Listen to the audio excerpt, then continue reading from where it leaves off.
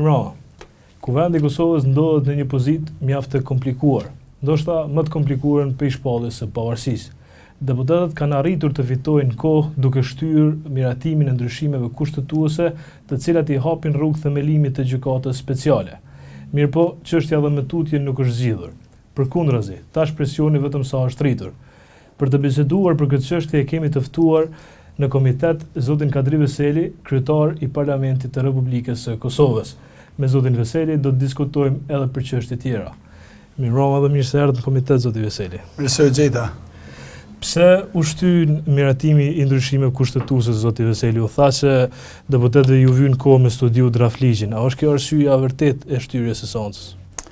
Në fakt me lejoni të sqaroj në rend të parë ne kemi amandamentet kushtetuese të cilat e kemi marrë si përgjigje nga gjykata kushtetuese, kemi në Kuvendin e Republikës Kosovës, në cilat jemi të gatshëm të procedojmë.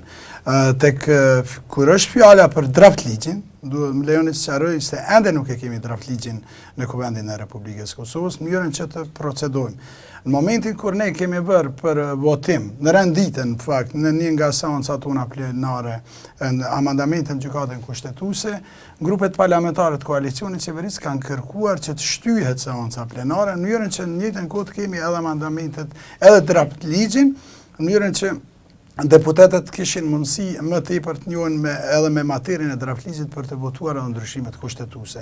Kjo ka qenë arsyeja pse është shtyer deri tani. Zoti Veseli, janë duke bën negociata për këtë draft ligj, ka gjëra të papranueshme për palën kosovare në përmbajtjen e draft ligjit. Të jem korrekt. E thash edhe një herë, Kuvendi I Republikës Kosovës nuk ka asnjë dokument I cili është I konsideruar si draft ligj. Kemi një propozim në cilin ka ardhur të institucionet e Republikës Kosovës, përkatësisht qeveria e Republikës Kosovës, një draft ligj për dhomat e specializuara. Ne kemi një grup teknik edhe një grup politik në cilin bëjmë pjesë presidenti, kryeministri, zëvendës kryeministri, përfshirë ministri I drejtësisë, përfshirë edhe kryetarin e Kuvendit. Është duke punuar në draft ligj, ne besojmë shpejt se do të kemi një pajtueshmëri të palëve në mënyrën që të procedojmë. Lejoni të theksoj se deri tani jemi shumë afër përfundimit të pajtueshmërisë në mënyrën që ta kemi draft ligjin brenda një periudhe të shkurtër tek deputetët tanë. Për një draft ligj që ka ardhur me datën 29 maj, na kena botu dje një version në Gazeta Express, edhe grupi politik ata që e përmendet ju. Në fakt është te grupi teknik, I cili na ka ardhur ne si grup politik të sqaroj disa elemente. Nuk jemi duke ishtur, jemi duke punuar, jemi në kontakte intensive me partnerët tanë nga Shtetet e Bashkuara të Amerikës dhe Bashkimi Evropian. Janë 2-3 çështje rreth të cilave jemi në fazën e diskutimeve, në mënyrën që nuk ka dilema për të ecur se drejtësia jemi pro drejtësisë, se do të ndodhë nxjerrja e ligjit për dhomat e specializuar, kemi parasysh këtë fakt, po në njëjtën kohë jemi në fazën e pajtueshmërisë për çështjet cilat kanë të bëjnë me çështjen e drejtësisë dhe mbrojtjen e drejtave të njerëzit, veçanërisht qytetarëve tanë në rast se ballafaqohen me akt akuzativ. Megjithëse janë negociu disa gjëra se në një draft më hershëm që ka qarkulluar figuron të gjenocidit, tash në këto 3 nuk ishte gjenocidi, ishte hek. Në këto që kena botuar dje në Gazetën Express. Dëgjona po mduket keni arrit mi evitu prej saj, a është kjo si rrjedhje e bisedave që kanë pas institucionet me Brukselin? Janë larguar disa gjëra, cilat vërtet nuk kanë pasur pajtueshmërinë tonë, në njëjtën kohë ka disa çështje për cilat ne jemi duke diskutuar, të jemi konkret. Çështja e barazive të palëve, veçanërisht në paraqitjen e provave dhe argumenteve para dhoma specializuara, për ne është një çështje shumë e rëndësishme në ballafaqimin eventual të njerëzve tanë me një gjykatë tillë. Ne kemi nevojë të kemi një situatë e pajtueshmërisë dhe në njëjtën kohë të barazisë palëve në momentin kur ballafaqohen me prova dhe argumente. Synojmë që qytetarët tanë, përkatësisht individët tanë që mund të ballafaqohen me akt akuza, të kenë drejtat e veta të plota në mënyrën që të kemi një proces transparent.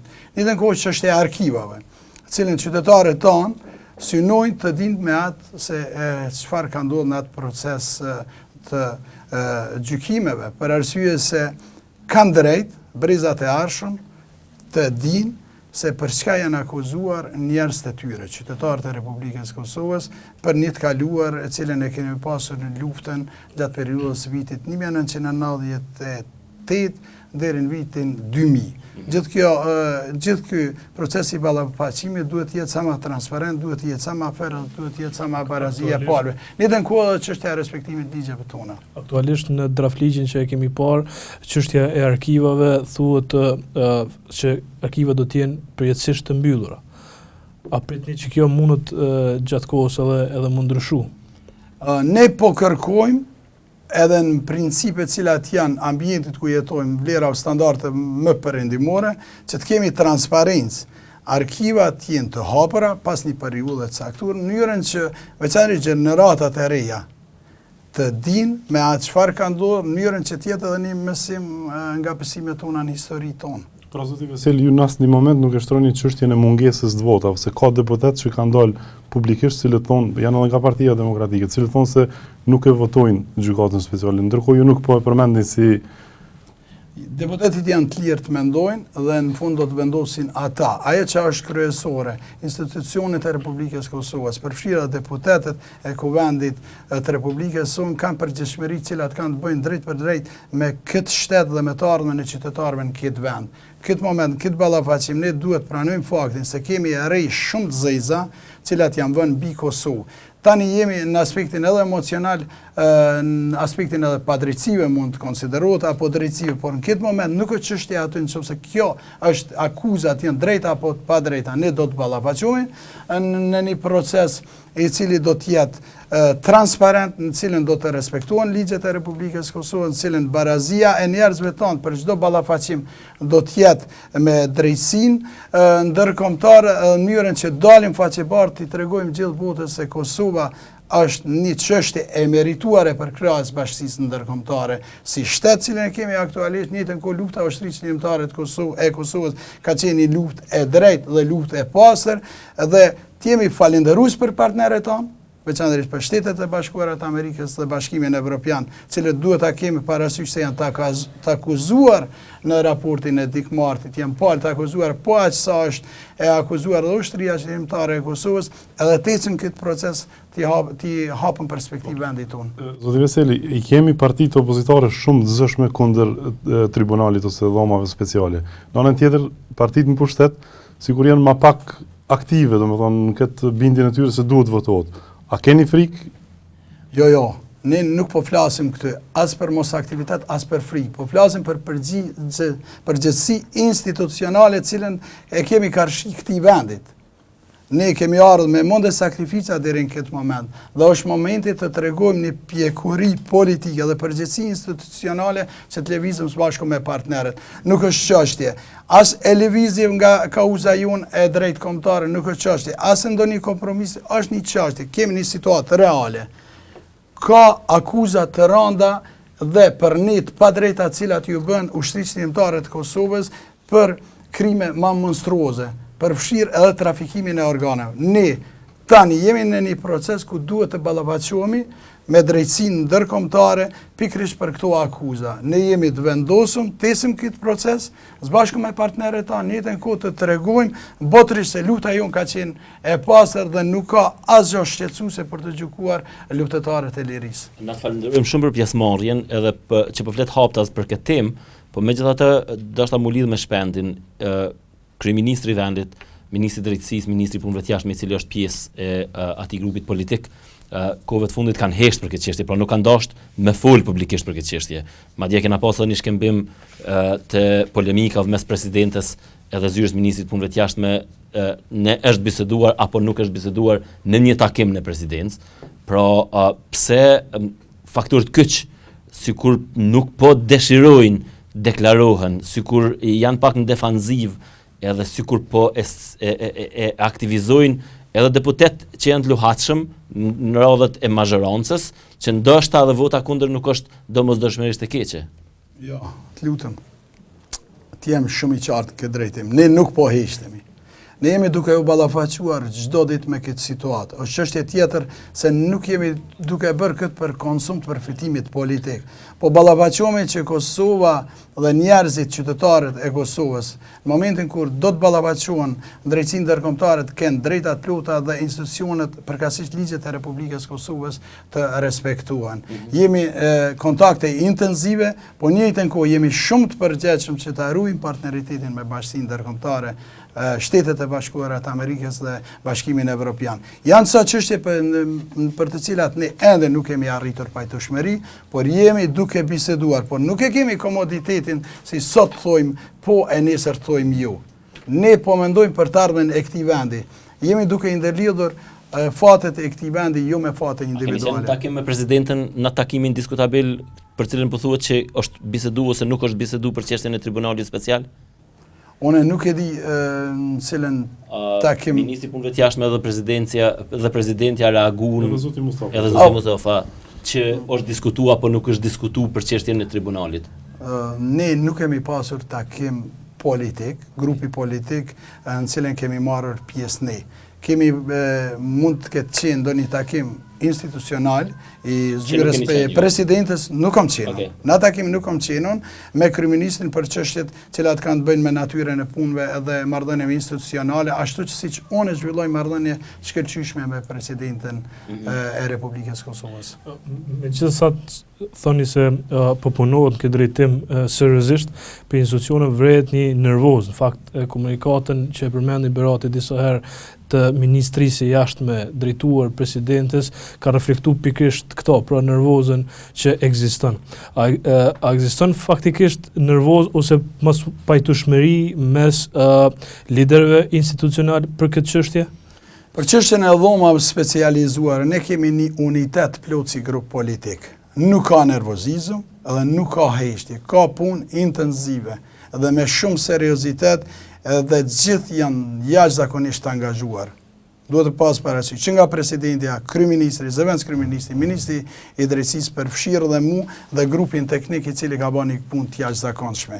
Jo dhe heqën nga ministri i drejtësisë. Ne po flasim për një punë intensive, për një sjellje tonë mjaft dinjitoze institucionale karshi partnerëve tonë ndërkombëtar, po në njëjtën kohë edhe për mbrojtjen me çdo kusht gjitha elementeve që kanë të bëjnë me drejtësinë, ligjet e Republikës Kosovës, po drejtat e njerëzit që kanë të bëjnë me qytetarët. Cilat janë raportet e juaja me presidentën Jagan këtë fazë? Dhe si vlerësoni punën e saj? Në fakt, është shumë individuale ndoshta vlerësimi i im ndaj punës në institucione siç është institucioni më i lartë në vend presidentja. Unë kam raporte jashtëzakonisht kolegiale, raporte shumë të mira, kemi kontakte, cilat kanë bëjnë vazhdimsinë e përgjegjësive tona institucionale, edhe unë besoj se brenda përgjegjësive kushtetuese roli i presidentës aktualisht është shumë pozitiv, qoftë si figura unitetit nivelin nacional, qoftë në prezentimin e Republikës në arenën ndërkombëtare. Zoti Veteli, ka mund, domethënë të shmangët çështja e gjykatës speciale nëse në vitin 2010 kur u lansu nga Këshilli i Evropës ky raport i Dikmartit, kur u miratu atje, nëse pala kosovare kishte reaguar në mënyrë pak më profesionale edhe ndoshta edhe më të përgjithshme në atë kohë. Ju kthy zanafillës. Në fakt, pyetja është hipotetike. Çështja e akuzave ndaj luftës së ushtrisë shërbëtare të Kosovës janë shumë gjata. Në njëjtën kohë duhet pas parasysh raporti i Dikmartit abart akuza jashtëzakonisht të rënda kundër ushtrisë shërbëtare të Kosovës, kundër luftëtarëve të ushtrisë shërbëtare të Kosovës, po duhet ta sjellim vëmendje bart akuza edhe për partnerët tanë ndërkombëtar të cilët e kanë përkrahur luftën e ushtrisë shërbëtare të Kosovës. Ky është ai dimensioni i gjerë cili neve sot na bën gjithëve bashkarisht më përgjegjës për të sjellë një raport me një situatë siç e kemi dhomat e specializuara. Pse ne si institucione do duhet të bënim më shumë dhe duhet të bëjmë çdo ditë, veçanërisht në demaskimin dhe gjykimin e krimeve të cilat forcat serbe i kanë bërë në Kosovë, kjo një çështje tjetër. Unë e kam shpërrir edhe në seancë publike kur e kemi pas në parlamentin tonë. Ende për 15 vite apo 14 vite ekzistencë të Komandit të Republikës Kosovës nuk kemi një rezolut e cila i dënon krimet serbe në Kosovë. 14 vite kanë kalu, njëtën ku, aqë zëshëm jem, me akuzu njëri tjetërin, me fy njëri tjetërin, po kur mos me shku të organet e drejtësisë. Dënimet e krimeve të luftës cilat kanë ndodhur ndaj popullatës civile veçanërisht Kosovë, duhet ta drejtohen në mënyrë institucionale, në organet tona dhe në mënyrë individuale të ngritet akta akusë. Kjo është një çështje që cilën ne duhet ta bëjmë, në cilën ne kemi përgjegjësi ta bëjmë para qytetarëve tonë sot, po veçanërisht para gjithë atyre familjeve që kanë shkotat tona do duhet ishin më efikase në trajtimin e këtyre rasteve. Unë gjithsesi besoj se duhet jenë më efikase, duhet jenë më aktive në këtë drejtim. Po insistoj edhe një herë të shpendi, kur u lancu akuzat e Dikmartit, është e vërtetë që na të gjithë, ose shumica prej nesh kemi qesh, edhe kemi trajtuar në mënyrë jo serioze zotin Dikmarti, a keni besu ju në atë kohë që çështja do të vjen kështu si ortek, pra prej një dridhje të vogël, ja ku jemi tash një shtet i mbërthym për shpatlla nga muri, me pak zgjidhje dorën zemër, nuk kemi alternativat janë shumë të kufizume. A keni pritur që do të shndrohet në kësi skenari ajo çfarë kishte thënë zoti Dikmarti? Edhe prapë insistoj, a kanë mujt, a beson nga kjo perspektivë që institucionet tona me trajtu pak më mirë këtë çështje se sa është trajtu? Edhe njëherë po ritheksohem, nuk flas nga përgjegjësia ime. Në momentin kur ka dalë raporti i Dikmartit, po thuaj se në ditën e dytë kam pasur një reagim kundër këtij raporti në EU Observer. Lejoni të theksoj, raporti ka ndodhur. Jemi para një situate reale. Ju e përmendet një fjalë, një shprehje shumë interesante, na vej shpatulla për muri. Ne nuk guxojmë të lejojmë askënd ta vënë shtetin tonë për shpatulla për muri. Aktualisht jemi.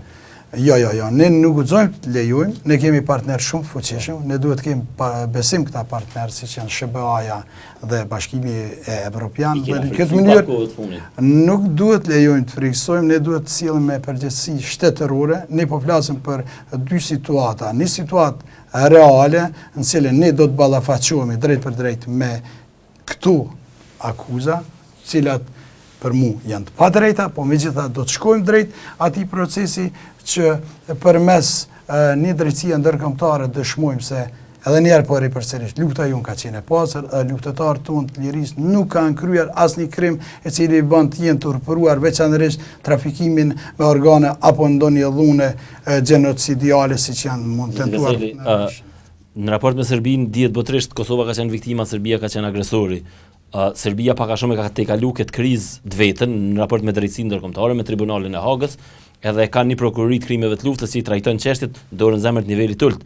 Në anën tjetër, na aktualisht prej një vëzhguesit pavarur, Kosova duket të thosh që Kosova ka zhvilluar luftën në Ballkan, pra ku e kapëm keq na, ku e bëm gabimin na që po gjinemi në këtë situatë, thosh që na i kena nis luftat prej Slovenia deri në Maqedoni. Le të mësojmë nga psimet. Nuk është vonë më njëherë thjesht të reagoj momenti aktual që të ka të bëjmë me dhomët e specializuar. Ne duhet ta tejkalojmë këtë sfidë, po e ritheksoj edhe një herë pa dilema, thjesht duke mbrojtur qytetarët tanë, duke mbrojtur kushtetueshmërinë dhe ligjet e Republikës Kosovës, dhe duke mbrojtur partneritetin cilin e kemi ndërtuar me Shtetet e Bashkuara të Amerikës dhe Bashkimin Evropian.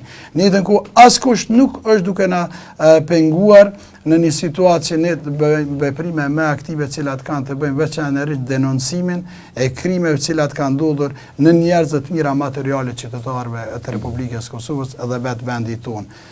Por asesi nuk duhet ta pranojmë një dorëzim se na ka bërë dikush në shpatullar pas muri, ose se jemi në një situatë që do të jemi të akuzuar si agresor. Ta tejkalojmë këtë situatë. Kjo një shtytje më shumë të ecim përpara.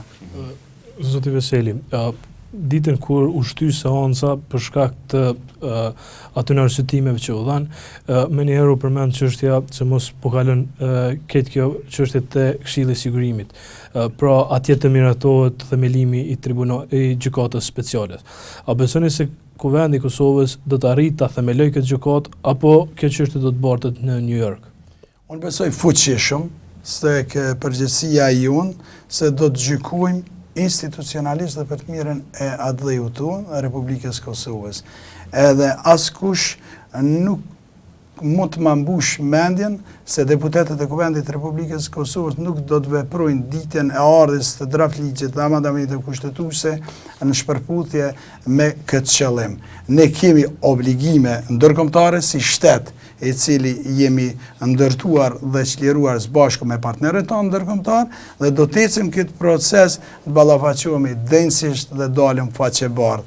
Këshilli i sigurimit nuk është çështje e cila duhet ta krijojë dhomat e specializuara, do t'i krijojë Kuvendi i Republikës së Kosovës me aprovimin e kuvendarëve tonë dhe do të ecim këtë proces. Thash edhe një herë, s'kemi pse t'i friksohem askujt. Liria e drejta o nonën tonë, liria është me ne edhe shtetin e kemi, na duhet të mendojmë ta forcojmë këtë politikisht dhe ekonomikisht veçanërisht. Ju besoni se interes kombëtar, interesi i vendit është themelimi i kësaj gjykate? Absolutisht. I cili është dallimi pra nëse kalon në Këshill Sigurimit ose a mendoni që po bëhen vetëm për presion deklaratat e diplomatëve ndërkombëtar që po thonë se nëse nuk e bëni ju, e bëjmë në Këshill Sigurimit. Ku dallimi mes këtyre dy gjykatave? Se besoj si është një presion taktik, nuk e besoj, është një situatë reale, po e ritheksojmë edhe një herë. Rezoluta e Dikmartit ka ardhur si iniciativë e disa deputetëve rusë në fillim në Këshillin e Evropës. Pastaj Dikmarti është autorizuar nga Këshilli i Evropës të kryej këto hetime për të bërë një raport, kemi ardhur te një rezolutë e tillë. E përmenda këtë fakt për të ardhur në një vëmendje. Ushtria qëllimtare e Kosovës, populli i Kosovës, nuk është i vetmi i akuzuar në akuzat e Dikmartit, janë edhe partnerët tonë ndërkombëtar, veçanërisht Shtetet e Bashkuara të Amerikës. Dhe edhe një herë po e ritheksoj, arsyeja, logjika edhe e drejta janë anën tonë, ne duhet veprojmë racionalisht në këtë qëllim. Të ecim përpara duke mos ia lënë në dorë atyre që kanë qëllim paragjykues, ndaj luftës tonë, ndaj drejtës tonë për shtet, por të ecim bashkërisht në mënyrën që përmes një procesi transparent, drejtësisë, fair, tregojmë edhe një herë po e ritheksoj për catën herë, ne jemi krenar me ushtrisë qëllimtare të Kosovës, ne jemi krenar me luftën e ushtrisë qëllimtare të Kosovës, unë kam qenë, jam krenar, i falenderojmë Zotit se kam pas mundësi të jem ushtar i lirisë të vendit tim dhe të jem përkrah ushtrisë qëllimtare të Kosovës, edhe nivelin udhëheq, që nga dita kur u kriju, e deri kur ka përfunduar misionin e vetë historik ushtria qëllimtare të Kosovës, të ecim këtë proces. Kemi shumë për t'i dha vendit, edhe njerë për ritheksoj. Fatët tona individuale nuk duhet të përcaktojnë gjykimin tonë dhe racional drejtarmës vendit tonë. Cili është dallimi, pra, çka ndodh nëse e kalon Këshilli i Sigurimit e nuk e kalon Kuvendi? Pra, pse është më keq Këshilli i Sigurimit se? Do disa elemente. Është papërgjegjësimeria institucionale e leadershipit tonë, për arsye se nuk arrin të merr vendime të cilat kanë të bëjnë shpesh herë me obligime ndërkombëtare. Është ballafaqimi i parë kene parasysh kur ne nga partnerët tonë u kërkohet diçka të votojmë që ndoshta nuk është edhe shumë favorin tonë. Kjo është hera parë që thjesht ne duhet tregojmë se ky shtet është funksional, politikisht dhe ekonomikisht, dhe leadershipi i këtij shteti është i përgjegjshëm të merr vendime të cilat janë shpesh herë edhe të rënda, edhe shpesh herë nëse fokusohem nga aspekti i ndjenjes dhe emocionit, ndoshta është i padrejtë, por racionaliteti na vën në një situatë ecëm drejt kësaj daravitje të kësaj rreve të zeza të cilat ju kanë bërë pengesë zhvillimit shtetit tonë. Njojën ndërkombëtar dhe njëjtën kupë e perspektivës ekonomike. Zoti Veseli, shpend, një pyetje se përmendet rolin e juaj gjatë luftës, ponej njërin e pjesëve më interesante të biografisë juaj. Tash është rëndruar në sport kombëtar përmendja e emrave kush mundën më kanë në listën e të akuzuarve. A keni menduar ndonjëherë që mundeni me qenë edhe ju ose kryetari i PDK-s në listë të Dikmartit? Emrat e juaj përmenden aty apo jo? Në fakt nuk dua të futem spekulime, por asnjëherë në jetën time nuk jam nisur nga fati im individual. Për mua është interes vendi im dhe nuk besoj asnjë nga ne leadershipi i ushtrisë qëndruare të Kosovës si do të gjykojmë emocionalisht për të bërë përqendruar pengesë e një procesi si hap perspektivë shtetit të Kosovës për të mos ndodhur. ky proces duhet konsiderohet diçka i tejkaluar emocionalisht dhe njëjtën kohë nuk gëzon ndërlidhet me fate individuale. Ne nuk po gjykojmë këtë në bazë emrave. Do të jetë një situatë e rëndë, duhet me pas parasysh. Do të jetë ne po flasim për një situatë kur politikisht edhe në mënyrë institucionale do të marrim vendim për aprovimin e kësaj gjykate. Po në njëjtën kohë do të vjen një moment emocional shumë i rëndë kur do të ngriten akta akuza. Ne kemi parasysh ata lot të fëmijëve, të nanave të atyre njerëzve si do të ngriten akta akuza.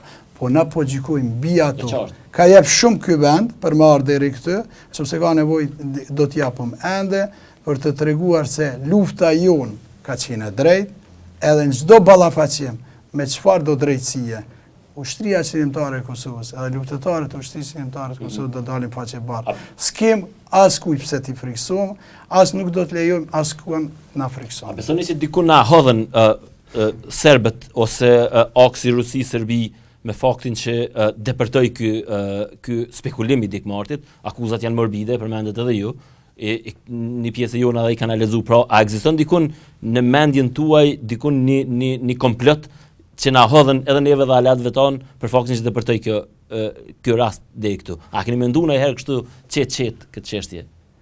E kam menduar qet, e kemi menduar gjithë nga ne secili qytetar i Republikës Kosovës për arsye se vetëm 16 vite më herët kemi pasur një ballafaqim të rëndë kur dihet kush ka qenë agresori edhe kush i dëmtuari. Ne kur po flasim sot ende kemi me qindra mira familjarë që nuk i din ku i kanë njerëzit e vetë. Realisht jemi ballafaqim para një situatë reale. Ne nuk po shohemi ballafaqim rus, nuk po shohemi serb, nuk po shohemi kinez, po shohim partnerët tanë, cilët po na e thojnë, duhet lëvizim këtë proces, për arsye se është në të mirën e Kosovës. Ne me këta partnerë kemi kaluar momente shumë të rënda, cilat kanë qenë pozitive për historinë e Kosovës. Po flasim edhe për procesin e Rambujës kur e kemi kaluar. Këta partnerë na kanë thënë nënshkruan e Rambujën, ju duhet ta keni parasysh. Kur e kemi nënshkruar Rambujën nuk ka qenë diçka mallshtore e cili ka garantuar qytetarëve të Kosovës shtet. Përkundrazi, ne me këta partnerë kemi ardhur deri këtu, me këta partnerë do të ecim përpara. Ka shumë personalitete kosovare që kanë thënë edhe publikisht se themelimi i kësaj gjykatës është në një mënyrë tjetër për ta ndruar skenën politike të Kosovës. A besoni se ka një konspiracion tillë edhe si shihni skenën politike pas themelimit të kësaj gjykate? Leon, qytetarët e këtij vendit lirë kanë me vendos kush do ta ketë për krajen. Nuk besojnë as një spekulim, as një komplot. Janë vetëm qytetarët e Republikës Kosovës me votën e tyre të lirë, cilët do të dëshmojnë se cila do të jetë forca e parë politike dhe cili leadership do të jetë më i besuari. Leadershipi i Partisë Demokratike të Kosovës është një leadership i cili vjen nga procese cilat i kemi kaluar si popull të rënda historike, jemi ballafaquar me situata cilat kanë qenë shumë të rënda, sukses shumë kemi arritur të i menaxhojmë momentet, po flasim për periudhat e viteve të 90-ta, periudhat e luftës hapur 98, 99, tranzicionin cilin kemi arritur, thjesht si popull, si njerëz, duhet jemi krenare, kemi shtetin tonë. Mos të harrojmë gjeneratat më herët, kanë dhënë shumë e s'kanë gëzuar asgjë. Me datën 10 qershor, ne rivarrosëm Isa boletinin mas 100 e disa viteve. Estrat e Isa boletinit i rivarrosëm nuk kanë mundur të vinë mirë dinitoze as t'i bajnë nderim nipat e vetë. Elema Kumbi, sot kemi varreza dëshmorve, ku ne për ulemi para tyre, sot ne kemi perspektiv ekonomike, kemi shtet ton, kemi universitete, Kosova po ecë përpara, sfidë e rëndë do të jetë kjo, nuk duhet ta nënvlerësojmë, do të ketë edhe psime, ne jemi të vendosur me ecë përpara, thjesht. Po, zoti Veseli, kohëve të fundit është një rast interesant, domethënë rasti i dënimit grupit të Drenisë, domethënë aktgjykimi ishte mjaft i ashpër, Sulejman Selimi u dënu me 14 vjetë, zoti Samir Ushtaku me 12 vjetë, edhe kjo ndodhi, domethënë vetëm 2 ditë para seancës kuvendit ku priti të votojë për ndryshimet kushtetuese, shohin në themelimin e gjykatës speciale. A besoni që kjo ka qenë e qëllimshme apo ishte thjesht një koincidencë që ndodhi ashtu? Nuk e dija ka qenë e qëllimshme, nuk e dija ka qenë koincidencë, po ndihmu nuk na ka fare. Timingu, koha, mënyra e gjykimit si proces, më lejoni, të theksoj, unë jam kryetari i kuvendit. Jam shumë i përgjithshëm për pozicionin që kam dhe nuk më lejuhet të interferoj në çështjet që kanë bëjnë me drejtësinë. As nuk dëshiroj as këtë moment ta shfrytëzoj që të bëj një gjë të tillë. Por ajo që është kryesore, ne na duhen procese sa më ferë dhe sa më transparente. Realisht, ne besojmë se procesi i Drenicës përmes një gjykimi, përmes institucione gjyqësore, gjithmonë po flas, jo përmes politikës, jo përmes protestave, jo përmes formave jo ligjore ose formave të rrugës, është një proces që do të dëshmoj si ata bashkëluftëtarë tonë janë pafajshëm, për arsye se vetë edhe njëherë mos futëm në çështjet jurisprudencës, po ka shumë çështje të cilat lajnë dilema edhe krijojnë më tepër konfuzion se krijojnë një situatë në cilën paktësisht mund ta pranojmë një gjykim. Keni parasysh, çdo gjykim kur ndodh ka për qëllim ta sjellë një të vërtetë dhe të krijojë një paqësim tek mendjet e qytetarëve. Ky gjykim nuk ka krijuar një situatë të qetë ose një situatë qartë në ato mbi të cilën është, mbi provat mbi të cilat është gjykuar. Ju keni fol për ekonomi, zoti Veseli, shumë edhe njëna prej agjendave tuaja që keni premtuar që do të merrni është ekonomia e vendit edhe përshtatja me kuvendin, gërshëtimi të në. Për këtë do të flasim pak më vonë, mirë po, apo e vrejni edhe ju sa e vështirë është aktualisht në Kosovë, që dalim në tema tjera, në agjenda tjera, pra na aktualisht përballemi me çështje që kanë ndodhur para 16 vjetë, edhe ato po kthehen në top tema nacionale.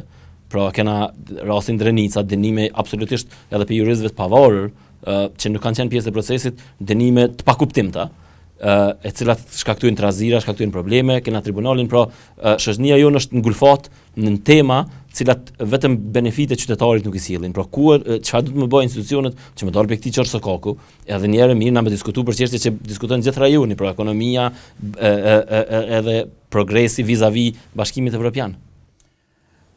Keni ngritur çështje e cila është shumë me rëndësi. Kjo është arsyeja një leadershipi të fortë, cilën ne duhet ta krijojmë këtu në Kosovë, në mënyrën që të lëvizim në agenda, jo në mënyrë pasive të përcjellëm agenda. Na jena ty përcjellë. Po, fatkeqësisht jemi duke përcjellë. Kjo është arsyeja pse ne ndoshta në këtë moment duhet të mendojmë bukur gjatë dhe të mendojmë ta bëjmë një kthesë të madhe nacionale e cila ka të bëjë. Në rend të parë, kemi një ballafaqim i cili është si sfidë nacionale drejtësia ndërkombëtare.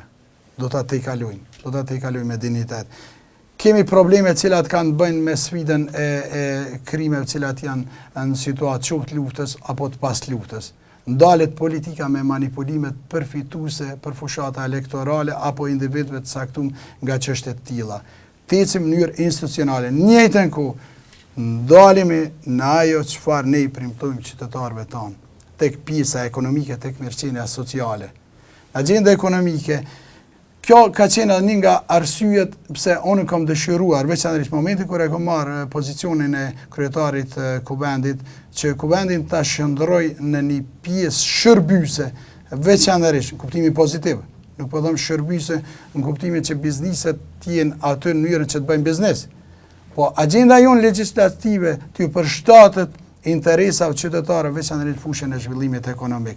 Ne duhet të fokusohemi në pjesën ekonomike, në pjesën e politikave, cilat do t'i bëjmë bizneset tona më konkurruese, veçanërisht në ambientet ndërkombëtare, në njëjtën kohë do të transformojnë ekonominë e Kosovës nga një ekonomi shërbyese, ekonomia thjesht tregtare, e cila na bën një popull konsumues në një ekonomi e cila është prodhuese. Lidhur me këtë, edhe një pyetje në formë jashtëzakonisht përthjeshtëzuar, te në banalitet, a mbledhni herë ju udhëheqësit e shtetit edhe me diskutu, pra presidentja, kryeministri, kryekuvendari, ministri i punëve të jashtme, edhe me pa pasqyrën e shtetit, pra me diskutu dikush me misionin e Euleksit, edhe sa gjatë do të vazhdojmë provokohemi.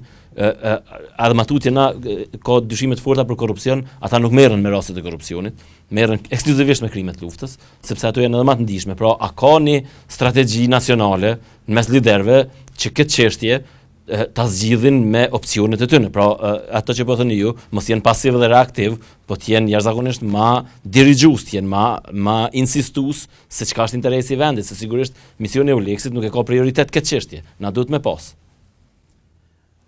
Leon të theksoj një fakt. Bashkimi Evropian dhe Shtetet e Bashkuara të Amerikës kanë investuar një shumë jashtëzakonisht madhe të parave taksapaguesve të vetë këtu në Kosovë. Ne nuk duhet ta nënvlerësojmë këtë fakt dhe kontributin e tyre pozitiv.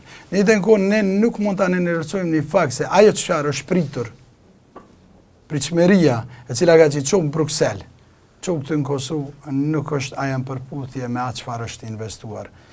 Kjo është një pjesë e cila realisht duhet të reflektohet edhe në Bruksel, po në njëjtën kohë edhe si leadership. Duhet të mendojmë për strategji të reja të partnershipit të barabartë, në cilën do të kemi role të barabarta dhe përgjegjësi të barabarta. Kosova është e qytetarëve të Republikës Kosovës, orientimi jonë është pro-perëndimor, orientimi jonë është integrimi veriatlantike dhe të jepet më tepër hapësirë leadershipi tonë të merret me problemet cilat kanë të bëjnë këtë të brendshme nacionale, ndërsa në mënyrën që Bashkimi Evropian, përkatësisht Brukseli, por edhe Shtetet e Bashkuara të Amerikës, në mënyrën e njëjtë si me vende tjera të rajonit, cilat ja e kanë pavarësinë cilën edhe me ne.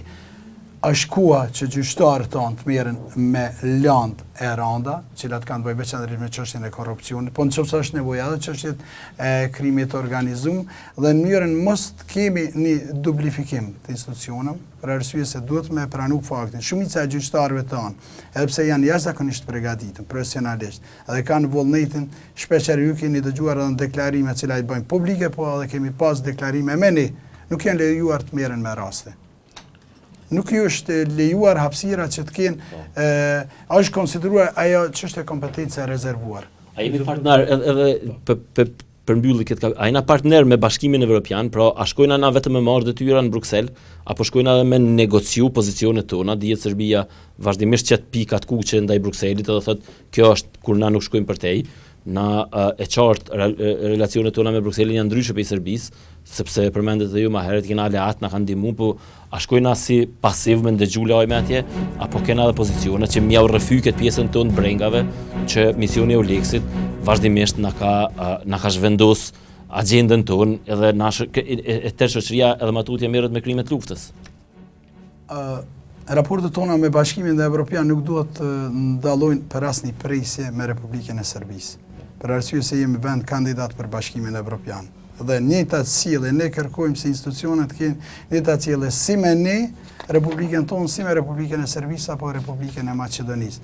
Ajo çka është çfarë ne duhet bëjmë më tepër si institucione, ende më shumë është kompetencat tërësore, veçanërisht fushën e sundimit ligjet kalojnë tek autoritetet kosovare në mënyrën që ta marrin përgjegjësinë, po në njëjtën kohë të kemi edhe një lloj dhënie përgjegjësisë para qytetarëve këtë për atë çka bëhet dhe çka nuk bëhet.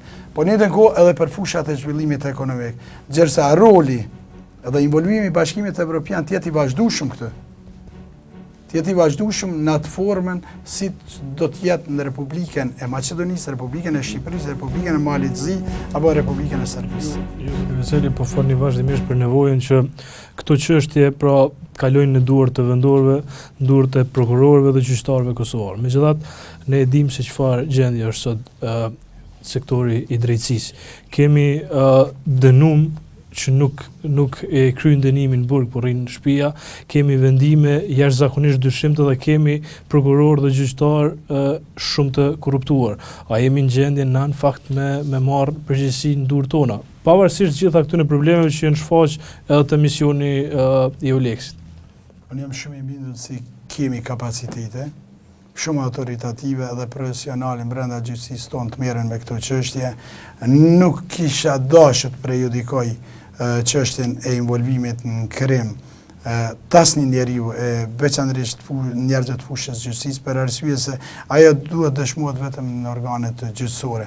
Po Kosova ka njerëz profesional, ka kapacitetet e veta, cilat me qëndru vetë-vetiu, kuptimin jo vetëm për mbushjes obligimeve cilat i ka mbrenda Kosovës, por në njëjtën kohë edhe obligime ndërkombëtare, po ritheksoj edhe njerë, ne është momenti i fundit ti kthehemi fushës sundimit ligjit cili ka të bëjë jo vetëm me sanksionimin e njerëzve, jo vetëm me futjen e njerëzve në burg, po fusha ligjore si i krijon ambient sigurt investitorëve të sillin parat e veta. Këtyre në rend parë, këtyre të mbrëmshme që janë këtu, që të investojnë në Kosovë, e në njëjtën kohë pretendojmë që të na vinë investitorë të artarshëm.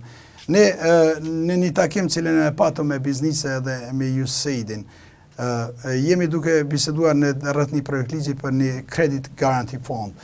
Shiqoni, kemi një problem shumë të madh, derisa në moment në Kosovë kemi mbi 2 miliardë kursime, cilat qëndrojnë banka, derisa në moment kemi parat privatizimit të Kosovës, fondit pensional, derisa në njëjtin moment kemi kapacitetet jashtëzakonshme diasporës tonë financiare dhe nuk kemi investime në veprimtari produse, ne si institucione gjithë bashkërisht duhet të mendojmë. Çka ka që nuk shkon. Gjatë kohës së diskutimeve, njëri nga diskutantë e USAID-it e tha një fakt i cili o trondec. Në njëjtën kohë, derisa bizneset tona paguajnë kamata shumë të larta, në njëjtën kohë rreth 200 milion apo 300 milion. Unë po referona zotit Golden, i cili ishte nga USAID-i, një referencë të theksuar ti, rreth 200 milion janë me interes negativ në bankat në nivel të Bashkimit Evropian. Kjo është diçka si nuk funksionon. Çka nuk funksionon? Nuk funksionon ende veçanërisht fusha e politika ekonomike që t'ju bëjmë ambient optimal njerëzve që të investojnë këtë në rend parë vendor, pastaj edhe investimet e uja. E fundit ndërsa rreth kësaj çështje, cili është roli i PDK-s, që 7 vite është në pushtet, ka menaxhu fushën e sundimit ligjit, ka pas sektorët e ekonomisë, por cila është përgjegjësia e Partisë Demokratike të Kosovës në këtë situatë. Ne po flasim për një situatë në cilën do të përfundonte mandati i Euleksit, që shumica e kompetencave të cilat janë tani në komponentën e Euleksit transformohen tek vendorët, në njëjtën kohë të krijojmë një përgjegjësi e cila vërtet do t'i faturojë një parti të caktuar, siç ka qenë 7 vite Partia Demokratike e Kosovës, në mënyrë që t'jepet mundësi aty ku mundet ta tregoj veten se sa mund t'i arrin në fushën e përmirësimit të legjislacionit. Për 7 vite janë bërë projekte enorme. Askush nuk ka besuar se Kosova është e aftë që ndroj ekonomikisht, financiarisht ta mbaj vetveten. Kemi një rritje rreth 200% buxhetit të Republikës Kosovës, nga 600 milion dikon 1 miliardë e gjys, kemi investime publike si askush nuk ka besuar se do të kishte mundësi të investonte Kosova. Jemi për arsye se kemi pas një ekonomi të shkatruar, por shpirtin e ndërmarrësisë se kemi shumë të fuqishëm dhe mund ta zhvillojmë. Po flasim për perspektiven, cilën mund t'i arrijmë, se kemi treguar këtu 7 vite se ne mundemi edhe kemi arritur ta bëjmë. Po vetëm për këto 7 vite raportet e organizatave ndërkombëtare nuk janë shumë të mira për Kosovën në fushën e sundimit ligjit, në fushën e lirive të ndryshme, ka vërejtje, ka stagnime. Ne po flasim për 2 aspekte, më lejoni. Po flasim për sundimin e ligjit, cilet ka të bëjmë me resurse ekonomike. Shpeshherë kritikat e mëdha merren në sundimin e ligjit me çështje të cilat kanë të bëjnë më tepër politike, ku autoritetet tona përkatësisht vendore nuk kanë pasur fare kompetencë. Shiqoni raportet e progresit, shiqoni disa nga kritikat, shumë nga kritika janë përgjegjësi e rezervuar e Euleksit. Në njëjtën kohë ne mbajmë faturën. Kjo është ajo që me një marrëveshje të përbashkët, realisht ne na duhet, është fair, na jepen përgjegjësitë dhe gjykohemi mbaz atyre përgjegjësive. Zoti Veseli, janë lajmet e orës 23, do të vazhdojmë komitetin prapë pas lajmeve për të folur edhe për çështje tjera të rëndësishme si ka qeverisur PDK-ja, si po qeveris tani puna e zotit Veseli në krye të kuvendit dhe e fundit çështja e eshtrave të heroit kombëtar Isa Boletini. Kthehem pas pak.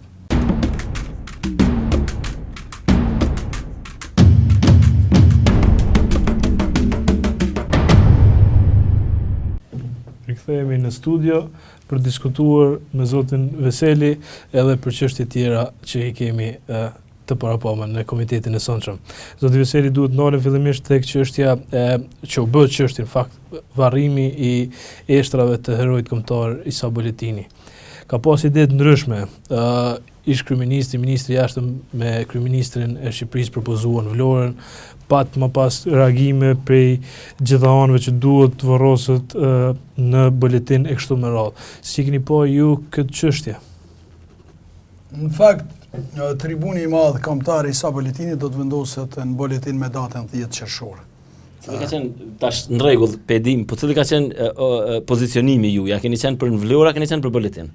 Të jemi sinqert, jam shumë krenar si do të varroset në buletin Mitrovic, si vendasi ti, po një të nku e vlerësoj jashtëzakonisht ofertën, po e quj kushtimisht kështu, e cila ka qenë shumë dinjitoze, nuk ka asgjë më të madhe pse për një personalitet historik për masave tilla se të varroset Vlorën historike. Kene parasysh kemi të bëjmë një datë që emocionalisht për gjithë një shqiptarët është e shenjtë, thjesht ku kontributi i Isa Boletinit ka qenë shumë domethënës, shpalljen e shtetit shqiptar në 28 tonë 1912. Sido që tjetë, kemi një situatë reale ku veçanërisht familja e ka luajtur rolin e vet, edhe tani do të varroset në buletin. Vlora nuk e në fakt një opsion për të nderuar aq figurën e Isa Boletinit sa ke për të bërë një akt politik ose për mi ik një kushtimisht problemeve që do të mund të lindeshin për varrimi i tij në veri e kështu me radhë. Falem, vjen keq ta them këtë, nuk dëshiroj të gjykoj për çështje kaq të madhe në një kontekst situatës, e cila është shumë vogëlsirë. Ne do të qojmë me 10 qershor në buletin eshtrat e heroit kombëtar, do t'i varrosim mënyrën ma dinjitoze. Kjo as nuk ka fjalë edhe as nuk do të ketë pengesa. Ne po flasim për një situatë reale, shumë dinjitoze. Isa Boletini kish me qenë në derdhve e të varrosin në Vlorë.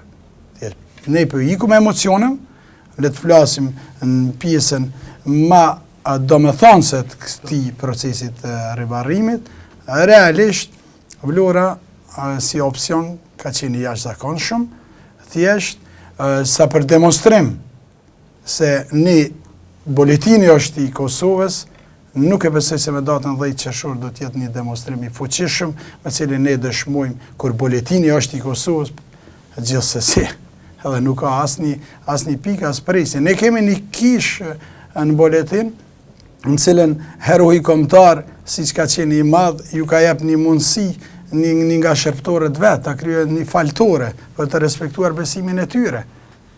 Sot krijohet problem. Ai është i madh, tribun kombëtar, e meriton Boletini, unë si Mitrovic Ali jam krenar si do të jetë atje, i varrosun, po në njëjtën kohë Vlora historike do të ishte një opcion i jashtëzakonshëm po ashtu. Ne, ajo çfarë na duhet, të i kalojmë këtë situatë, na duhet që në Vlorë ta kemi një shtatore ashtu siç e meriton Isa Boletini, se ka jep shpirtin për atë kauz, i duhet Prishtinës shumë shpejt ta ketë një shtatore të madhe të Isa Boletinit, për arsye se deri në këtë moment ende nuk ka ndodhur. Edhe shumë heronjve tjerë kombëtar, po veçanërisht Isa Boletinit, dhe në mënyrën që të vazhdojmë të respektojmë këta njerëz që të kanë bërë shumë për vendin e vet. Keni parasysh, gjithë pasurinë, gjithë familjen e ka dhënë për vendin e vet. Tash më herët 100 vjet nuk ka pas mundësi të jetë e denjësisht i varrosur. 100 vjet. Kjo është emocion. A do të shkoj togu i FSK-s për nderime në ceremoninë e varrimit të eshtrave? Se kjo ishte edhe problem për shkak të refuzimit, edhe thuhet se ekziston një marrëveshje që FSK-t mos kalojë në pjesën veriore. Treguam shumë i sinqert, nuk jam në rrjedha të organizimit, për arsye nuk jam në këshillin organizativ të rivarrimit të eshtrave të Isa Boletinit. Jo se ndoshta s'kisha dëshiru edhe t'jem, nuk ka pëlqy ky lloj politizimi zhuar me thjesht momentet festive shpesh na dim keq mi prish. Momentet cilat do të duhet të jesh një moment meditimi, respekti për një figurë tillë madhështore, ne nga njëherë, jo vetëm këtë rast, por shpesh herë i banalizojmë. Pastaj nuk duhet hymë ma tepër se mundna edhe ta lëndoj dikan, që realisht Isa Buletini dhe ishtrat e Isa Buletinit nuk guxojnë të ekspozohen askon pa qenë flamuri kombëtar. Po t'ishte gjallë Isa Buletini të shoka mi kom prejk dikush, i kishtë tregu se si e këshin ekspozu pa flamur kombëtar. Për mu është prekje.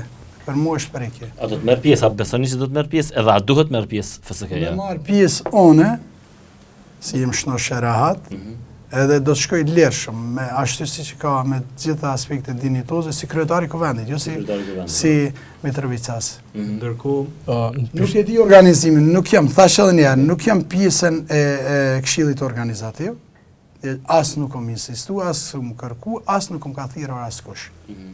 Ndërkohë që vazhdon të debati për çështjen e eshtrave të herojit Isa Buletini, në Prishtinë erdhi në formë busti përmendore Ismail Qemali, themeluesi i shtetit shqiptar.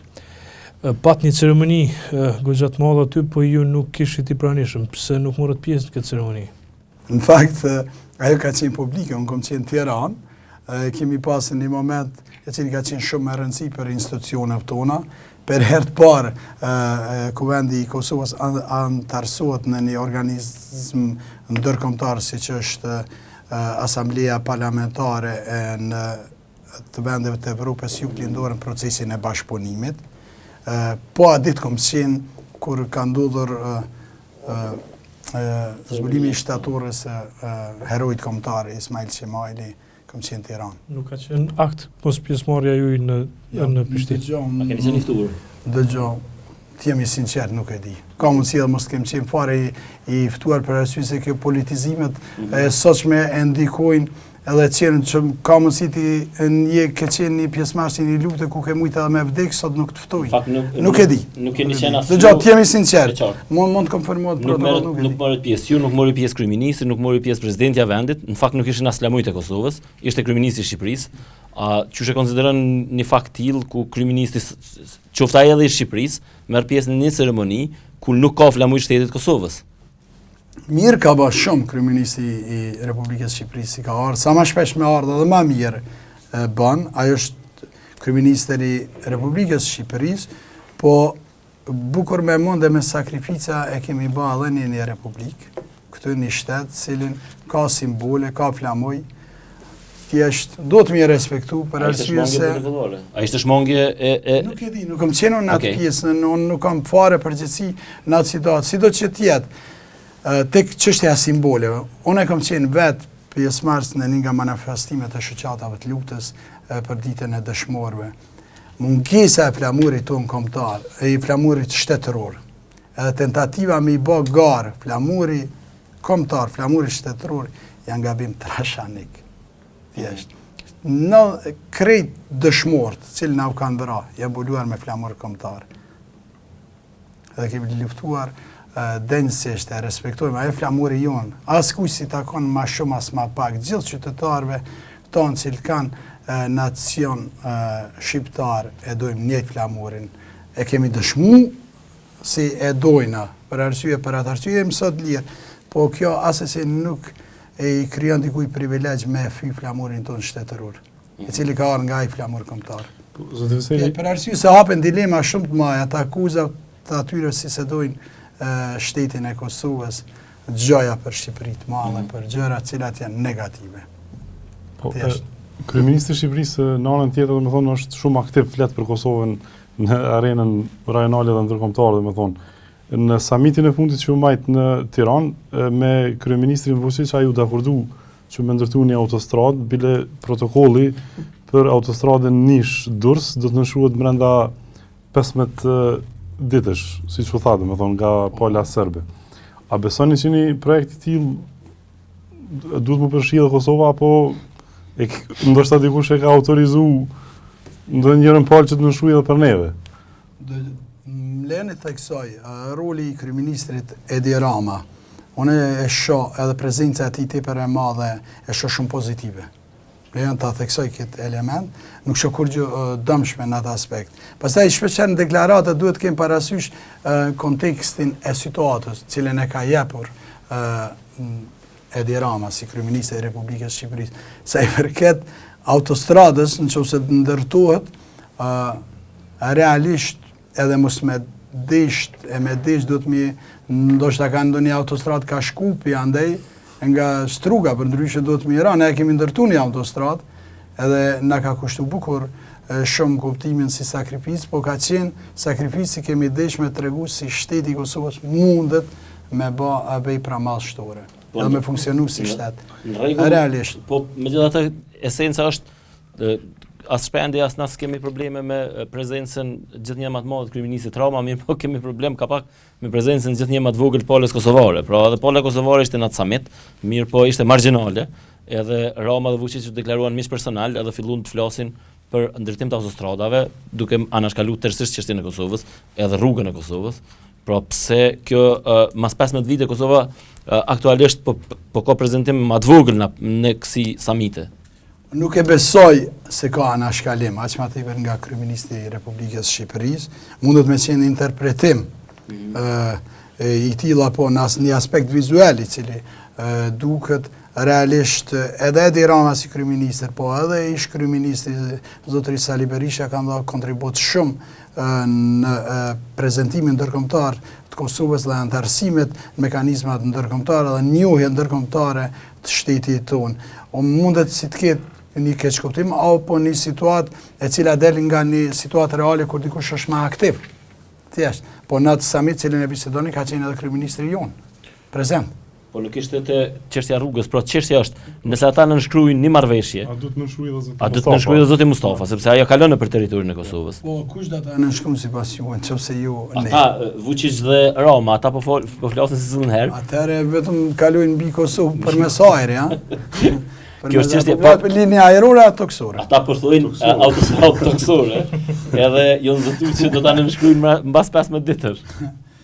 Një respektin e madh për gjithë leadershipin në Republikën e Shqipërisë, ata i kanë po marrin zgjedhje çdo herë dhe na po marrim zgjedhje çdo herë. E fundit për këtë, a duhet pajtohemi legitimitet të përfaqësimit. A duhet pajtohemi ne Kosova, përfundimisht rreth kësaj çështje, që dy kryeministra, njëri i Serbisë, tjetri i Shqipërisë, të flasin për Kosovën, pa Kosovën. Pra, unë se besoj se kryeministri Edi Rama do të flet për Kosovën, pa Kosovën. okay. Në asnjë moment, as se do të nënshkruan ndonjë dokument për Kosovën, pa Kosovën. Jo se unë nuk besoj, po jam shumë i sigurt pjekurinë e tij si ai as nuk e vën në diskutim atë çështje. Për të lidhur për kësaj teme, në fakt me dalë të çështja e qeverisjes Kosovë. Fakti pra që zoti Rama se cilin herë po fiton terren edhe në Kosovë, po ndodh siç u tha për shkak të neglizhencës ose një farqasje të heshtun të qeverisjes tonë. Pra nuk kemi një qeverisje pa shumë bujë aktualisht.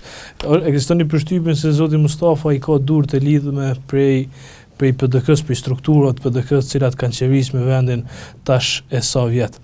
Qysh po ju duket se po ju qeverisë zoti Mustafa dhe në fakt a shihni edhe ju që PDK-ja po pengon ose zoti Mustafa është e ka të pamundur me qeverisë për shkak të strukturave të partisë, pjesë të cilës jeni edhe ju.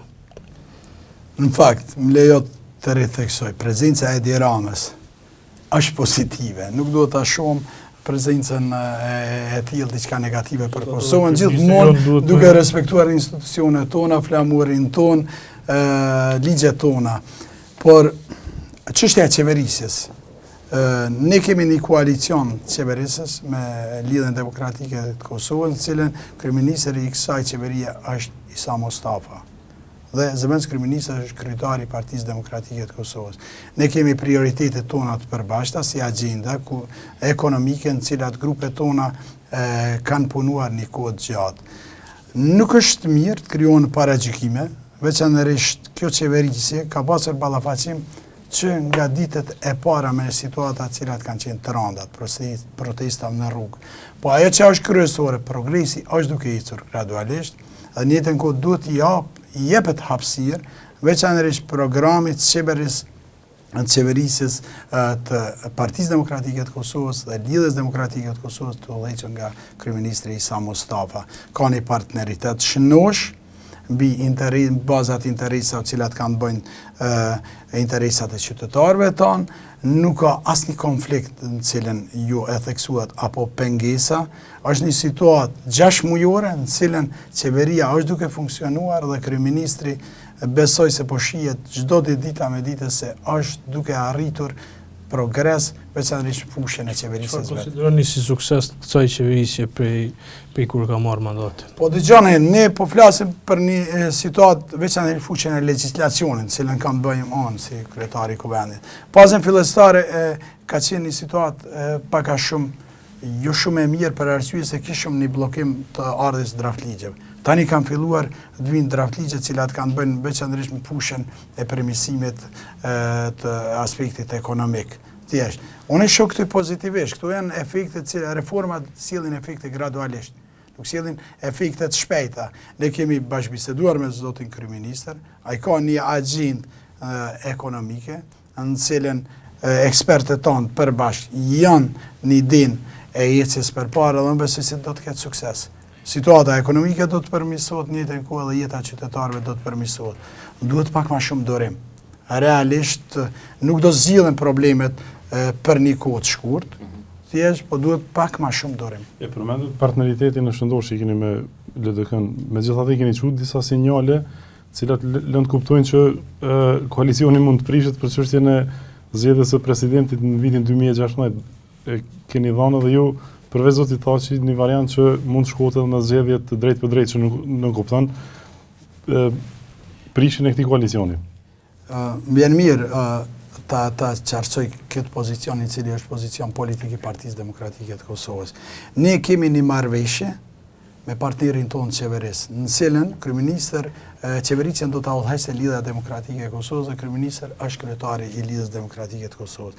Ne dhe ku kemi një marrëveshje në cilën zgjedhjen e presidentit në afatin e kushtetues do të jetë kryetari i partisë sonë, zotëri Hashim Thaçi. Ne nuk po thejmë as më shumë as më pak jashtë asaj kornize të marrëveshjes cilën e kemi, thjesht për arsye se ne kemi obligime edhe para antarësisë sonë që të ecim në drejtim të asaj realizimit të asaj marrëveshje. Ne jemi të kënaqur me koalicionin, në njëjtën kohë po ritheksoj qëndrimi ynë është ky.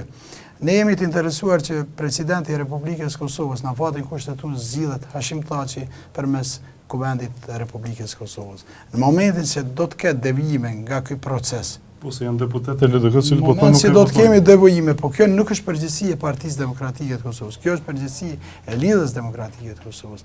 Atëherë ne do të ecim në drejtim të opsioneve të cilat kanë të bëjnë drejt për drejt me zgjedhjen legjitime të kryetarit partisë president. Nëse shkohet në zgjedhje direkte për president, a nën kupton kjo se koalicioni me LDK-n prishet? Ne po shpresojmë për një mbajtje të klauzulave të marrëveshjes që ne kemi me Lidhjen Demokratike të Kosovës, edhe të ecim përpara në mënyrën që mos të kemi zgjedhje. Gjithmonë po flasim për një situatë të respektimit të marrëveshjeve. Pastaj, në momentin se shohim ne së bashku vështirësi si partner koalicioni, do të dalim me zgjedhje optimale që në mënyrën ose përmes parlamentit ose përmes zgjedhjeve direkte në popull të shkojmë zgjedhjen e presidentit. Jemi të interesuar si çdo pikë e marrëveshjes që ne kemi me partnerin tonë, ashtu siç jemi duke ecur bashkërisht të respektohet deri në fund. Në 2016 në prill kryetar i vendit me vullnetin e qytetarëve do të jetë Hashim Thaçi. Për arsye se në zgjedhjet e kaluara që kemi kalu, ka qenë njeriu më i votuar në Kosovë dhe ka fituar zgjedhjet, sekretari i partisë. Të kthejmë edhe pak te puna juaj si kryetari i kuvendit. Si po ju shkon puna, po ne tash u bën 6 muaj për vendet. A keni prit pak a shumë kështu që do të jenë raportet e juaja me deputet? A jeni të kënaqur me bashkëpunimin me partitë? Në fakt ne kemi një ambient ku punojmë 24 orë, ta them kushtimisht, gjatë kohës punës, kemi një situatë jashtëzakonisht kolegiale. Unë personalisht po them jam jashtëzakonisht i nderuar me punu me ata deputet. Kemi marrëdhënie kolegiale, po filloj pe kryesie, ku ekzistojnë diskutime shumë serioze, po në njëjtën kohë vendimet gjithmonë merren me unanimitet plot. bashkarisht i marrëm, nuk e di si ka pasur dy raste ku nuk kemi pasur edhe unanimitet në marrjen e vendimeve, si kryesi i kuvendit, njëtën ku komisionet parlamentare janë përfshira nga gjitha partitë, punojnë jashtëzakonisht pozitiv, janë shumë profesional, jem jashtëzakonisht i kënaqur me administratën e kuvendit, e cila është shumë profesionale, punojnë edhe jashtë orarit të punës. Realisht është një ambient i mirë i punës, në cilën unë jam interesuar që ai ambient, veçanërisht, tash jam më i bindur se dha atë në fillim kur kom shku, të ofrohet sa më tepër qytetarëve si transparencë.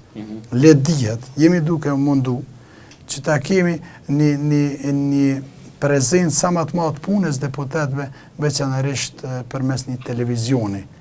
Edhe pse kostoja e tij është e lartë, ne do ta bëjmë televizioni i kuvendit, po pasi kostoja e lartë, ne do shkojmë përmes një ta konsideroj streamline, i cili do të jetë përmes internetit. Besoj shumë ashtu siç kam premtuar deri në fund vitit do ta kemi, ku do ta kemi punën e kuvendit, gjithë punën e kuvendit. Edhe grupe parlamentare, komisione veçanërisht parlamentare, edhe kryesisë drejt për drejt shohin edhe qytetarët për atë çfarë ndodh, jo vetëm në sesione mbledhje plenare kur i kemi. Njëra nga agendave të juja ka qenë ekonomia edhe ndërlidhja saj me punën e kuvendit. Çka keni po deri tash në këtë drejtim? Po, në fakt, ne, njëherë 4 vite, apo kur i kemi zgjedhjet, nuk ka vend banim gati si nuk shkojmë ju lip njerëzve vota. Dhe ju premtojmë mirëqenie më të mirë. Edhe Nora i largojmë, ju keni përvojë se keni qenë një mandat deputet, i largojmë për aty të i bindëm se ne kemi dalë me o zgjedhje dhe mi prezentu hallet e tyre në mënyrën që të keni jetë më të mirë. Kjo më ka shtyr që veçanërisht parlamenti, kuvendi, tjetë më tepër i fokusuar në aspekte ekonomike. Në mënyrën që bizneset tona përgjithsisht të kenë qasje në punën e kuvendit, kuptimin e draft ligjeve, cilat na vijnë nga qeveria, po njëtën kohë edhe hartime draft ligjeve treja, cilat mundën me qenë iniciativat biznisa, zbashku me deputetet e kuvendit Republikës Kosovës, se ata dinë mas mirë i cili ligji duhet. Kjo unë kom pasur disa bashkëbisedime me bizneset në Kosovë, me odat ekonomike, përfaqësuesit e tyre. Ne duhet ecëm procesojmë bashkarisht. Nuk ky vendim zbulimi imi, është kërkesë e tyre. Edhe ata duhet ta shfrytëzojnë kuvendin si instrument në mënyrën që ato çfarë kanë nevojë, ata, veçanërisht në ambient më të favorshëm të bërit biznes, veçanërisht në krijimin e mundësive që me punësu njerëz më shumë, ata duhet i sillin vetë ligjet, ata duhet lëbojnë tek deputetët. Kjo duhet të jetë ajo që ka ne bashkarisht ta bëjmë. Jo vetëm bizneset të jenë shndruan servisi politikajve, njëherë në 4 vite t'ju ndihmojnë për zgjedhje, edhe pastaj kërkesat e tyre të mbeten margjin. Kjo është një qëllim, unë besoj shumë se kemi arrit, e kemi kontaktin e vazhdueshëm, kemi hap një zyre bashkarisht me ta brenda kuvendit, kemi filluar disa iniciativa të draft ligjeve, cilat prikun drejt për drejt ambientin e të bërit biznes këtu në Kosovë, favorizimin e biznisa, veçanërisht prodhuese në Kosovë, në mënyrën që t'i hapën perspektive ekonomike vendit.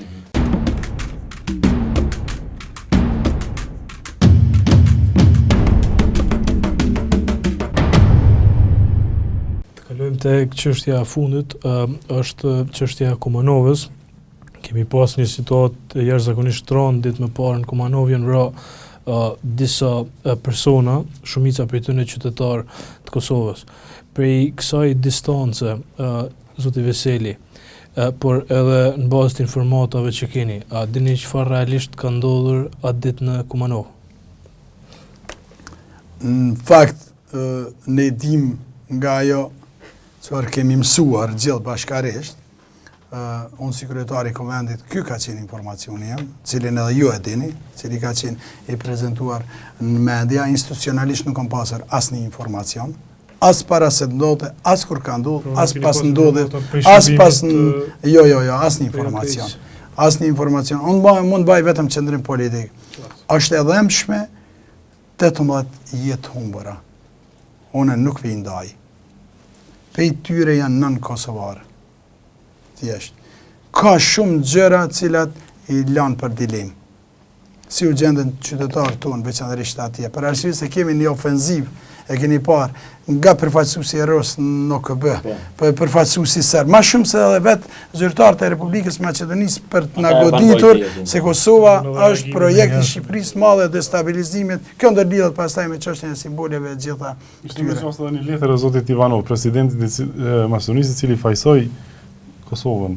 Po, dëgjoj, kemi në një situatë e cila sipas gjitha gjasave ne dyshojmë se ka pasin orkestrim, ne dyshojmë dhe kërkojmë për arsye se veçanërisht hetimin ndërkombëtar duhet nxjerrë pa shumë gjëra se çfarë ka ndodhur aty. Ne kemi parë gjithë bashkërisht të thashë edhe herë nëpër media ajo çfarë është prezantuar, është e dhimbshme. Disa nga këta njerëz që kanë qenë aty janë të familjeve të mira, kanë qenë pjesëmarrës edhe në luftën e ushtrisë shërimtare të Kosovës, po megjithatë askush nuk abrogohet nga një përgjegjësi që ne kemi. Veçanërisht për arsye se ne nuk mund të shndrojmë çdo ditë kauzat luftës. Ne nuk guxojmë të lejojmë që të na akuzojnë tjerë se ne vetëm dim të luftojmë, edhe të shkatrojmë shtete. Ne kemi pasur deklarimet tona shumë serioze, respektojmë sovranitetin e Republikës Maqedonisë. Po në njëjtën kohë kërkojmë që dinjitetshëm të respektohen drejtat e shqiptarëve atje. Realisht situata atje nuk do të ndote, po që se institucionet e Republikës Maqedonisë do të ishin masuqil, të komunikonin në raporte me institucionet e Republikës Kosovës. Në njëjtën kohë nuk do të ndote kjo situatë nëse si leadership, atje do të kishin një stabilitet më të fuqishëm. Realisht edhe situata në Kumano duhet të tregon se nuk është mirë shumë e manipulu emocionalisht, asnjëra palë. Se humbin. A ju kanë informu zoti Ali Ahmeti institucionet e Kosovës?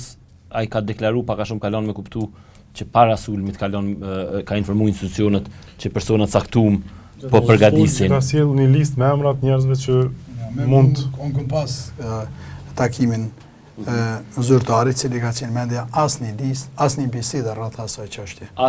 Me mu po unë jam edhe kryetari i Kuvendit, kene parasysh. Unë jam një përgjegjësi institucionale e cila është tjetër, mundet me kryet ministrin e civilisë. A duhet Kosova ndamas për kësaj me hetu dhe vetë në këtë rast se çfarë ndodhi saktësisht me kush i shtyu atë djem atje dhe pse na rrëshqiti kjo tragjedi nga Durrës edhe Ne kemi vepruar politikisht besoj shumë denjësisht, kemi bërë qarta vijat ndarëse, të involvimit tonë, ne dëshirojmë stabilitet regional, edhe stabilitet e Republikës Maqedonisë, respektim sovranitetit tyre, por ne të kërkojmë hetim ndërkombëtar. Si institucione kemi marrë masa adekuate cilat kanë pas të bojnë me involvimin e qytetarëve tanë atje. Besoj, realisht kemi një situatë e cila ka qenë e dhimbshme për gjithni, nuk ka dish. Nuk i ka dish, se ku ju ka dish, e si e ka manipulu, këtë situatë duhet hetim ndërkombëtar. Zoti Vezeli, është pyetja fundit, a rrezikojmë Kosova për shkak problemeve tona shoqërore, por të sigurisë, të shndrohem në vatër që krize për vende tjera, kemi një numër shumë të madh të rinjve të Kosovës, ndoshta është numri më i madh prej shteteve tjera të Ballkanit që po merr pjesë në krah terroristëve të ISIS-it, ndërkohë tani ndoshta pak kemi edhe situatën në Maqedoni, po ashtu që patëm disa luftëtarë të Kosovës. A frikoj se ne po shndrohemi në një vatër që gjeneron krizë për vende tjera? Jo për arsye se jam i bindur pjekurin mas pari bashkëqytetarëve të mi këtu në Kosovë. Realisht Kosova i ka gjitha potencialet që për një kohë relativisht shumë të shkurt tjetë një ndër shtetet më stabile në region dhe më të zhvilluara ekonomikisht, shpirti i ndërmarrësisë jo të qytetarëve tanë, thjesht dhe shembulli si e kanë jep veçanërisht vendet tjera, vendet e huaja është i jashtëzakonshëm i kosovarëve, në gjithë diasporën po flas, kur me qindra mira firma shumë suksesshme kemi atje, pse mos ndodhe edhe këtu në Kosovë, me përmirësimin e jetës ekonomike dhe sociale këtyre njerëzve, nuk do të ketë probleme tilla. Këtu janë edhe nën produkt e një situate aktuale sociale cilën e kemi. Kosova edhe rreziku i ekstremizmit janë dy botë diametralisht kundërta. Ajo që ka ndodhur në Siri është çështje e cila fare nuk ka të bëjë as me mentalitetin as me njerëz tonë. Kultura e njerëzve këtë, besimi i njerëzve këtë është shumë human, është shumë perëndimor. Ne kemi një komunitet të jashtëzakonshëm i cili i beson Zotit dhe Allahut, por në asnjë mënyrë nuk i cënon asnjë besim tjetër, por e kam thënë edhe një herë, por e theksoj edhe një herë. Ata të cilët në mënyrë ideologjike e keqpërdorën Islamin janë vetëm armiqtë e Zotit. Dëgjoj, ata njerëz do ta marrin dëshkimin e merituar ligjor, nuk kanë perspektivë këtu në Kosovë, as që do të kenë. Thjesht edhe as mos ta marrin në sy këtë Kosovën, në një kohë ne të vazhdojmë perspektivën ekonomike. Thjesht, rreziku i zërav, si kanë me tentu me na akuzu po shumë. Shumë veçanërisht që nga Këshilli i Sigurimit, partnerët e Serbisë deri këtë do të na akuzojnë shumë rënd. Do të mundohen të na akuzojnë. Zoti Hyseli, faleminderit që ishi mysafir në Ekspres. Faleminderit shumë. Mbas një javë.